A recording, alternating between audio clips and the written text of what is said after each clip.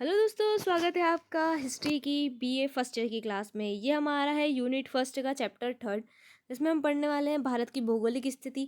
तो पहले हम देख लेते हैं कि क्वेश्चन किस प्रकार का आएगा, ताकि आपको एग्जाम में बहुत आसानी हो। तो पहले हम चलते हैं क्वेश्चन की तरफ। तो भारत की भौगोलिक स्थिति का उसके इतिहास पर क्या प्रभाव पड़ा। हम और में भी देख लेते हैं कि और में किस तरीके से बनेगा कि भारतीय इतिहास के भौगोलिक पृष्ठभूमि पर विस्तार से प्रकाश डालिए। एक और में देख लेते हैं हम। तो भारत के भौगोलिक स्थिति एवं इतिहास के परस्पर संबंध पर प्रकाश डालिए। तो हम देखते हैं कि इसको किस प्रकार से हम लिख सकते हैं अपने एग्जाम में। तो चलिए आइए हम देखते हैं। तो सबसे पहले हम थोड़ा सा इसको डिस्क्रिप्शन में देख लेते हैं कि क्या है। प्रत्येक देश का इतिहास वहाँ की प्रमुख भौगोलिक परिस्थितियों की उपज होती है ना। हर एक देश की एक भौगोलिक स्थिति होती है।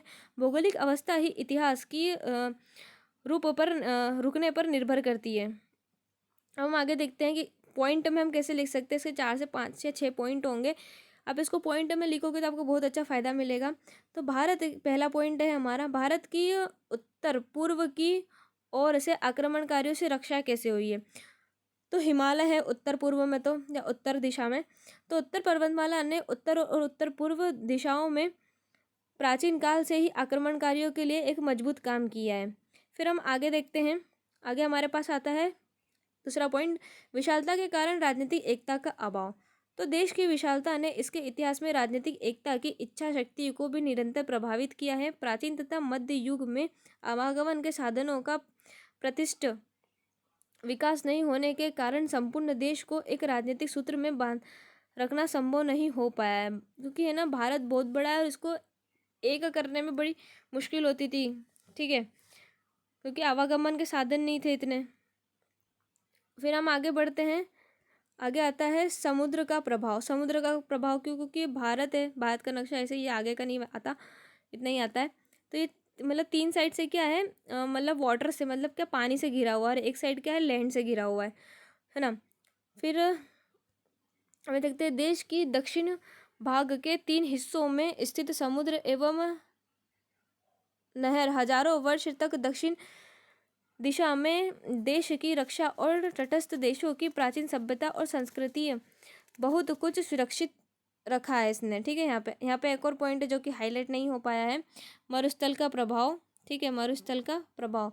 तो देश के पश्चिम क्षेत्र यानी राजस्थान वाला, राजस्थान गुजरात साइड वाला अवस्थित थार मरुस्थल है। थार मरुस्थल है हमारे यहाँ, रेगिस्तान है, ने भी इतिहास को अपनी तरह से प्रभावित किया है।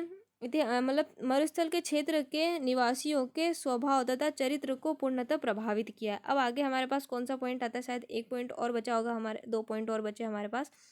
प्राकृतिक कोमलता की देन।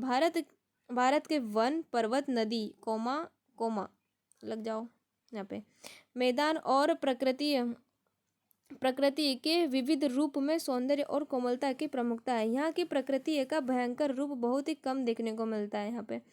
ठीक है, फिर क्या आता है, उपजाऊ मैदान का प्रभाव। तो देश के उत्तर मैदान, जो गंगा वाला जो एरिया है ना, उसकी बात हो रही है यहाँ पे, सदैव उपजाऊ रही है, क्योंकि वो 12 महीना बहती है। इसलिए लोगों को प्रकृति के विरुद्ध अधिक संघर्ष नहीं करना पड़ा था। अब हम थोड़ा सा देख लेते हैं, इसका निष्कर्ष देख लेते हैं कि क्या इसका निष्कर्ष निकला है। निष्कर्ष रूप में हम यह कह सकते हैं कि भारत में भौगोलिक विभिन्नता अपनी संपूर्ण दक्षताओं के साथ विनिमय रहती है, किंतु यही स्थिति उद्देश्य के विभिन्न ऐतिहासिक काल में समय समय पर अपना प्रभाव छोड़ती रहती है।